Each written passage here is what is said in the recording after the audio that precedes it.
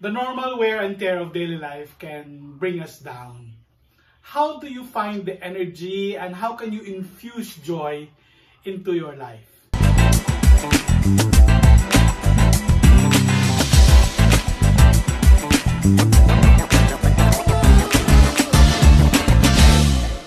Hello fellow upgazers, my name is Bong and I would like to invite you to be part of this conversation as we talk about our life, our faith, and how we are walking in the Lord right now. And today, we're going to talk about our energy level as we go about our daily routine. The daily wear and tear of life can wear us down. It can bring fatigue and frustration, and sometimes we feel ourselves enjoying less what we are doing. And everything seems to be a chore, everything seems difficult, everything seems to be, a drag. It makes everyday life, just a copy of a copy of a copy. Ever feel that? What do we do? How do we infuse energy and enthusiasm once more into our daily routines? Here are some points that you can consider and it might help you go through days like this. First question, are you getting enough rest? Sometimes we feel tired, we feel flat, and one of the reasons is maybe we are not getting enough rest. We're not getting enough sleep. I know there are goals that we have to achieve, there are things that we have to do, but are you getting adequate time to replenish yourself physically? Are you resting? Are you getting time to regain your strength? Maybe the reason why everything seems so flat and so difficult these days is because you are physically fatigued. It is interesting that when Elijah was desperate and was depressed, the Lord did not berate him and ask him to do more. Instead, interestingly, the Lord asked him to go to sleep. And after he has slept, the Lord fed him. It is important for us to get this. The Lord ministered to him by letting him get caught up with his sleep and adequate nourishment. Getting rest and some sleep can be as spiritual as an overnight prayer meeting. This is what I have learned and this is important. The principle of resting is a spiritual discipline as well. How's your sleep? Are you getting enough healthy and nourishing food? Get some exercise, cut back on too much TV, and maybe sleep in early for once. It will do wonders with your energy level. Here's another way for you to get a burst of energy and an infusion of joy. And that is to connect with people that inspire you. We are made to connect. We are made to relate to one another. There's something that can revive us. There's something that can inspire and bring joy into our lives when we relate to people that inspire us. What can bring a fresh burst of inspiration and energy for you is to connect with someone who can brighten up your day, your week, or your months even.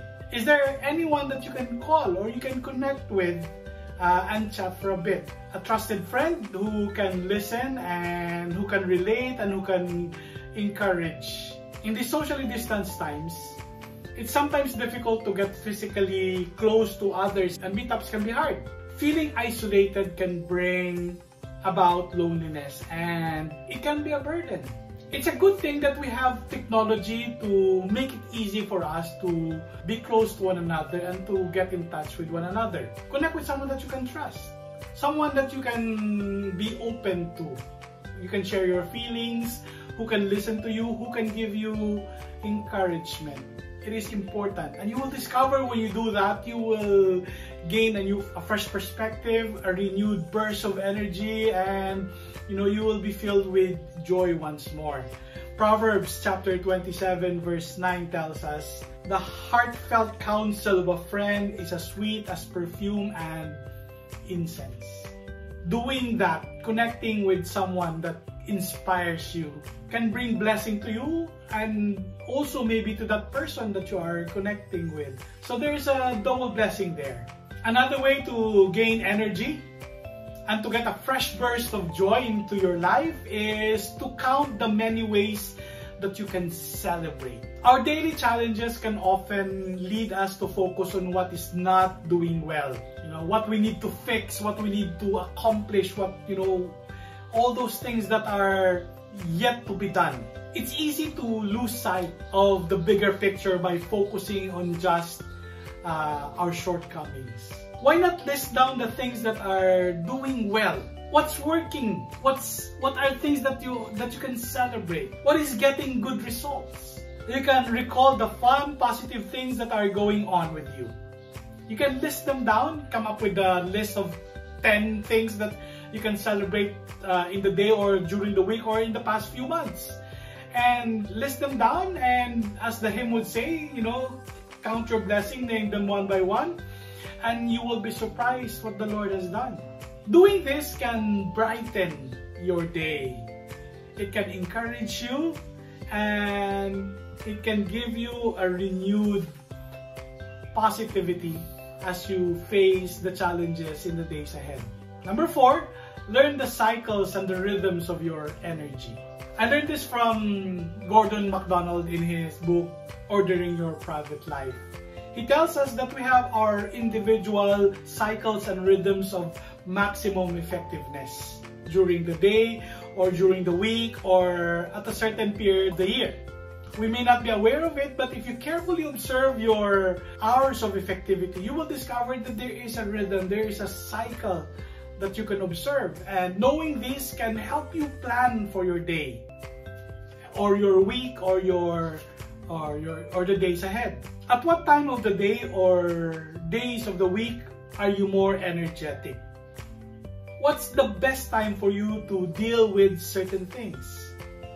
This can affect your energy and your enthusiasm and your effectiveness. The reason why we feel a burst of energy at a certain time of the day and why certain tasks are difficult to do during certain hours can be explained by realizing that these are rhythms.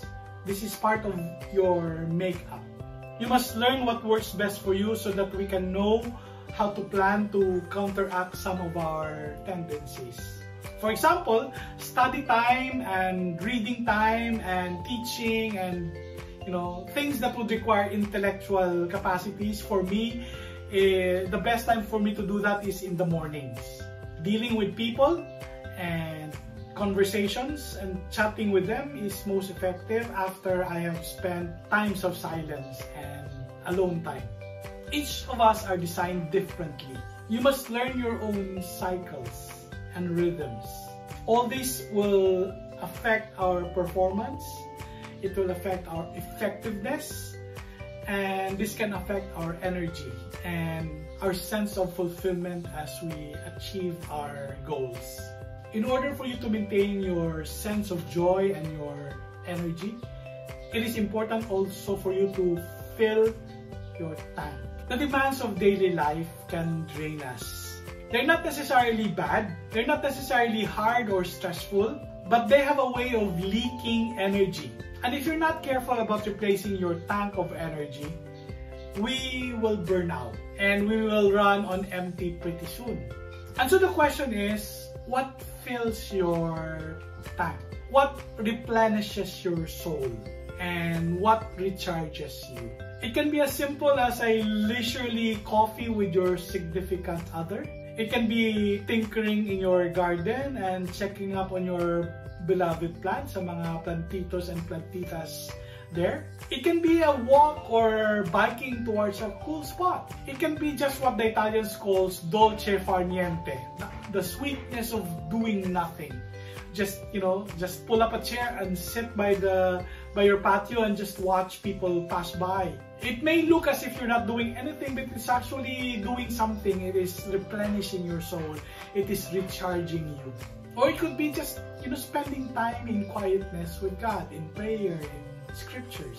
Whatever it is that fills your tank, make sure that you are getting nourishment and replenishment. Pretty soon, you will discover you are getting a burst of energy and enthusiasm and renewed vigor. Lastly, Focus on God and the things of God. The best way you can get a renewed sense of vigor and purpose and ultimately joy is to realize that God is with us and He is at work in our lives. He is actively involved in each one of us to bring about good. It will do well to align ourselves with God and the things that He is doing. And the Lord is at work in a lot of places. All you have to do is allow the Spirit to show you where He is working. And the cool thing is, whenever you see God at work in whatever circumstance, it is an invitation for you to join Him in that work. And so, align yourself with His work. Align yourself with what He is doing, and it will give us a dose of energy as we focus on Him and what He is doing. The Apostle Paul has this to say. Summing it all up, friends, I'd say you'll do best by filling your minds and meditating on things true, noble, reputable, authentic, compelling, gracious. The best, not the worst. The beautiful, not the ugly. Things to praise, not things to curse. Put into practice what you have learned from me, what you heard and saw and realized. Do that, and God, who makes everything work together, will work you into His most excellent harmonies. Philippians chapter 4, verse 8. So there you go. Life can be tiring at times, but there are ways for us to renew our energy, to gain strength, to find a fresh burst of joy throughout the week. Thank you for joining me in this conversation, and I hope to see you soon. In the meantime, keep listening to your life. Realize that all moments are key moments, and life itself is grace.